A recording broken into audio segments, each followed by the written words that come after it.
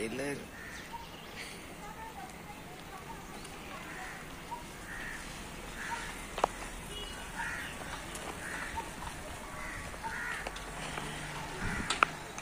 बाबा चारा कुठे घेऊन चालले?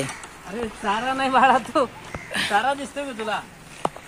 अरे हे बाबा हे फुलझाडे, तर फुलझाडांच्या या फांद्या आहेत आणि ह्या फांद्या मी यशोधरा बुद्ध विहार उल्हासनगर नंबर 2 येथील जे महामोगलायन आहेत निसर्ग मित्र, आणि त्यांनी तिथं छोटा काश्मीरच सजवला आहे असं समजायला काही हरकत नाही. कारण मी 2-3 वेळेस तिथे झाडे दिली आणि त्यांनी ती जगवली. आणि विशेष म्हणजे तिथं जर गेलं ना, भगवान गौतम बुद्ध, बाबासाहेब आंबेडकर आणि एवढ्या मोठ्या मूर्त्या आहेत. खरंच आपल्याला वाटतं की खूप सुंदर वातावरण तिथं त्यांनी बनवलेलं आहे. आणि हे जे मी तू चारा समजतो ना, जवळ घे, हे चारा नाही आहे, हा हे एक एक फांद्या ह्या फुलझाडाच्या गार्डन सजवायचं आहे. आणि ते घेऊन आता यांना पाण्यात टाकावं लागेल. पाण्यात टाकून मग त्यांना मुळे फुटतील आणि मुळे फुटल्यावर माती टाकल्यावर ते झाडे जगतील आणि गार्डनचं चांगल्या प्रकारे सजावटचं काम होईल. तर बोलला मला हे चारा घेऊन चालले का? हा चारा नाही, हे सजावट आहे. आणि चारासुद्धा कामी असतो.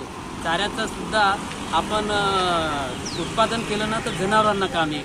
म्हणजे कोणतीही वस्तू धरती मातेने किंवा निसर्गाने जे बनवलेली आहे ती खूप सुंदर आहे, चांगली आहे, उपयोगाची आहे. धन्यवाद. मी तुला सांगतो, तर हे जे फांद्या, हे बघा, या फांद्या जात आहेत या यशोधरा बुद्ध विहार उल्हासनगर नंबर 2 हनुमान नगर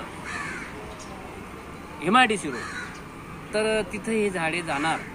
त्या अगोदर मला या सर्व फांद्यांना पाण्यात भिजवावं लागेल 2-4 दिवस आणि नंतर त्यांना मुळ्या फुटतील. त्या मुळ्या फुटल्यानंतर त्यांना मातीत टाकावं लागेल. त्यांना मस्त त्यांचं एक कुंडी असते त्याप्रमाणे बनवावं लागेल आणि नंतर तिथं आम्ही 4, 5, 10, 8 दिवसात ते झाडे घेणार आहे. तर बाळा, चारा बोलला तू, चारा सुद्धा कामाचाच असतो.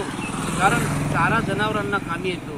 जनावर दूध देतात, गाई म्हशी दूध देतात, बकरी दूध देते आणि अशा प्रकारे हे निसर्गाचं नियोजन चालू असते. लहान बाळांना दूध भेटतं आणि ही वनस्पती कोणतीही वाईट नाही, ती औषधी सुद्धा असते. आणि म्हणून माझं सर्वांना सांगणं आहे आणि मी हे जे निसर्गाचं काम करतोय मला खूप आनंद आहे. आणि तुझ्यासारखे तरुण माझा व्हिडिओ काढतात त्याबद्दल मी तुमचे पण आभार मानले तेवढे कमीच आहे. कारण तरुण याच्यात सहभागी होतात, ही महत्त्वाची गोष्ट आहे.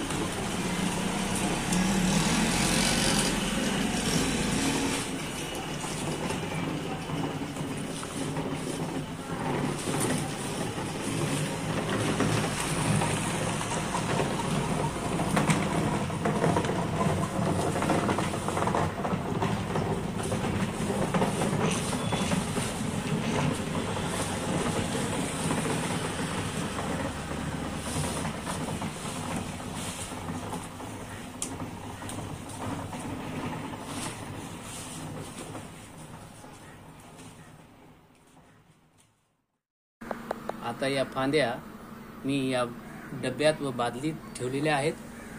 पाणी भरलेलं आहे आणि इथंच त्यांना मुळ्या फुटल्या की मग ती मातीत आपले टाकणार आणि छोटे छोटे त्यांच्या थैलीत त्यांना खत माती अशी मिक्स करून तिथं त्यांना वाढवणार आणि नंतर ते जमिनीत लावले जातील.